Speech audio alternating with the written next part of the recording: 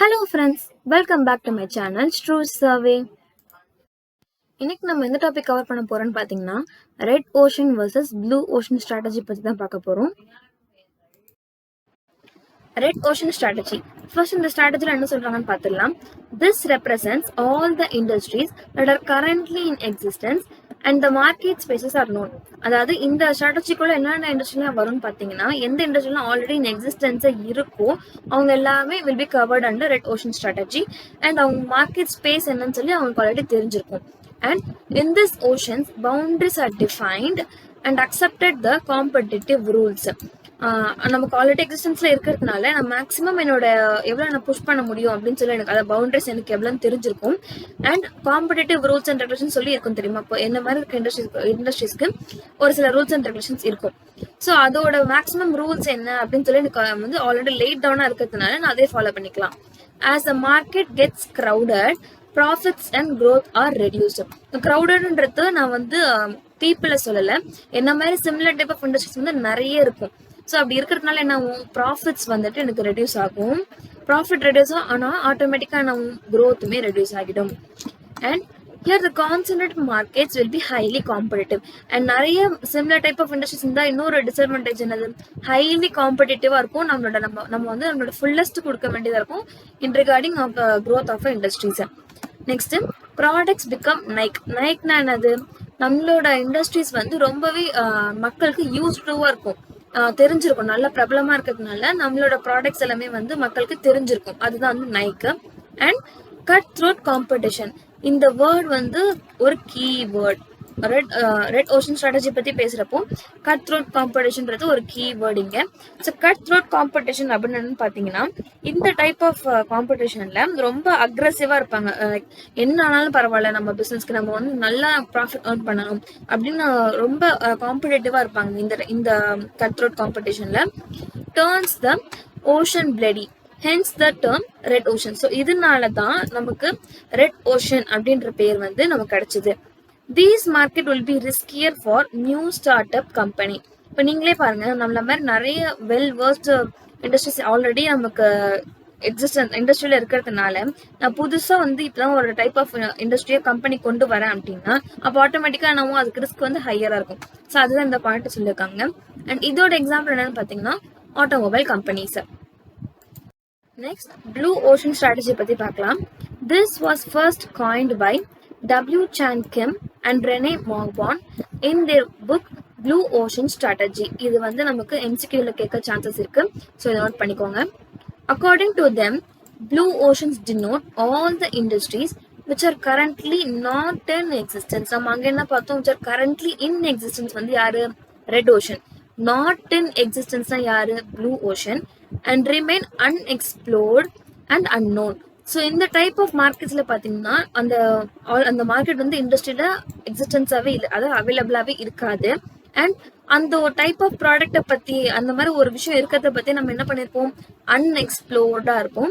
And நமக்கு அந்த பத்தி தெரிஞ்சிருக்காது. அந்த மார்க்கெட்டுக்கு இண்டஸ்ட்ரிக்கு அந்த டைப் ஆஃப் கம்பெனி வந்து ரொம்பவே புதுசா இருக்கும், புதுமையானதா இருக்கும். அதுதான் வந்து ப்ளூ ஓஷன் ஸ்ட்ராட்டஜியோட keyword. There is an ample opportunity for growth and profits are rapid. So நமக்கு வந்து இந்த டைப் ஆஃப் பிஸ்னஸ்ல வந்துட்டு நிறைய ஆப்பர்ச்சுனிட்டி இருக்கு. ஏன்னா புதுசா ஒரு விஷயம் பண்றோம் கரெக்டா. அண்ட் growth அண்ட் ப்ராஃபிட்ஸ் வந்து ரொம்பவே அதிகமா நமக்கு கெயின் பண்ணலாம். This market is more focused on the new trends and demands of the consumers in creating a new market. And இந்த டைப் ஆஃப் இதுல என்ன சொல்றாங்கன்னா, நியூ கரண்டா என்ன ட்ரெண்ட்ல இருக்கோமோ அதுக்கேற்ற மாதிரி நம்ம பிசினஸ் வந்து கொண்டு வரோம் கரெக்டா. ஸோ அதை வந்து நம்ம ஃபோக்கஸ் பண்ணுவோம். And demands of the consumers and creating a new market. Consumer வந்து எது நிறைய எதிர்பார்க்கறாங்களோ, அவங்களுக்கு எது ரொம்ப தேவையானது இருக்கோ அதுதான் நான் மார்க்கெட்ல கொண்டு வருவேன். And are more concentrated on providing value and is created based on it. Value based தான் நான் வந்து கொண்டு வருவேன். And next, new product or services is created which is not available in the market. So புதுசா நான் ஒன்று கொண்டு வரேனாவே, புதுமையானதா நான் வந்து ஒரு விஷயம் நான் கொண்டு வர போறேன், லான்ச் பண்ண போறேன் அப்படின்னாலே அது என்ன இருக்கும், எனக்கு மார்க்கெட்ல அது அவைலபிளா இல்லாம இருந்தாதான் நான் வந்து ஒரு புதுசா ப்ராடக்ட் கொண்டு வரப்போ எனக்கு வந்து opportunity for growth and profits வந்து ஹையரா இருக்கும். which will solve a problem that is already in the market.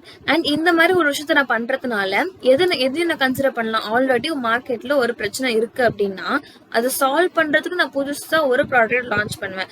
அதுதான் என்னது ப்ளூ ஓஷன் ஸ்ட்ராட்டஜில வரும்.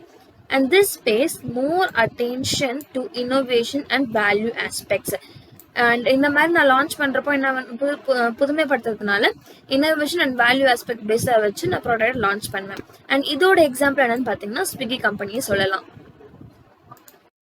ஸோ இப்போ red ocean strategy versus blue ocean ஸ்ட்ராட்டஜியை டிஃபரன்ஷியேஷன் டேபிளா பார்க்கலாம். நம்ம ஆல்ரெடி படிச்சது தான், பட் இங்க டேபிள் மேனர்ல கொடுத்துருப்பாங்க, நம்ம பார்க்கலாம். ஃபர்ஸ்ட், கம்பீட் இன் எக்ஸிஸ்டிங் மார்க்கெட் ஸ்பேஸ். ஸோ நம்ம இந்த டைப் ஆஃப் இண்டஸ்ட்ரீஸ் எல்லாமே வந்து ஆல்ரெடி இன் எக்ஸிஸ்டன்ஸ்ல இருக்கும் நம்மளோட மார்க்கெட்ல. ப்ளூ ஓஷன் ஸ்ட்ராட்டஜின்றது கிரியேட் அன்கண்டஸ்டட் மார்க்கெட் ஸ்பேஸ். நம்ம வந்து புதுசா கொண்டு வரதுனால இது ஆல்ரெடி இன் எக்ஸிஸ்டன்ஸா இருக்காது. This will beat the competition and blue ocean strategy make the competition irrelevant. Irrelevantனா என்னது? அதுக்கேற்ற மாதிரி மாத்திக்கும், அதுதான் irrelevant. Next, exploit the existing demand. Existing டிமாண்டை வந்து இது கிராக் பண்ண முடியும் red ocean strategy. And blue ocean strategy வந்து புதுசாகவே ஒரு டிமாண்டை கிரியேட் பண்ணி அண்ட் அதை அடையவும் முடியும். Make the value cost trade off, இது break the value cost trade off. So இதுதான் differentiation between blue ocean strategy, red ocean strategy versus blue ocean strategy. And உங்க எல்லாருக்கிட்டையும் இன்னொரு விஷயம் ஷேர் பண்ணிக்கணும்னு நினைச்சேன். சிஎம்ஏ வித்யார்த்தின்ற யூடியூப் சேனல், அண்ட் அவங்களுமே வந்து பார்த்தீங்கன்னா சிஎம்ஏ ரிலேட்டடாக இருக்க கண்டென்ட்லாம் கிரியேட் பண்ணிட்டு இருக்காங்க. அவங்க வந்துட்டு March 22, 2025 9 PM to 10 PM ஒரு லைவ் ஸ்ட்ரீமிங் பாட்காஸ்ட் வந்து கண்டக்ட் பண்றாங்க. உங்களுக்கு அது யூஸ்ஃபுல்லா இருக்கும்னு நினைச்சீங்கன்னா நீங்க அதை லைவ் ஸ்ட்ரீம் அட்டெண்ட் பண்ணி பாருங்க. ஸோ அவ்வளோதான். இந்த வீடியோவில் நம்ம வந்து ஒரு இம்பார்ட்டன்ட் டைப் ஆஃப் ஸ்ட்ராட்டஜி தான் கவர் பண்ணியிருக்கோம். That is red ocean strategy versus blue ocean strategy. So உங்களுக்கு இது ஃபுல்லாக நல்லாவே தெளிவாக புரிஞ்சிருக்கும்னு நினைக்கிறேன். அண்ட் நிறைய பேர் நம்ம வீடியோஸை பார்க்குறீங்க, பட் சப்ஸ்கிரைப் பண்ண மாட்டீங்க. உங்களோட ஒரு சப்ஸ்கிரிப்ஷன் தான் எனக்கு வந்து மோட்டிவேட்டிங்காக இருக்கும், இன்னும் அடுத்த வீடியோஸை ப்ரொவைட் பண்ணணும் அப்படின்னு சொல்லிட்டு. ஸோ என்னை என்கரேஜ் பண்ணணும்னு நினச்சிங்கன்னா please show them through like, share and subscribe. Tata, bye.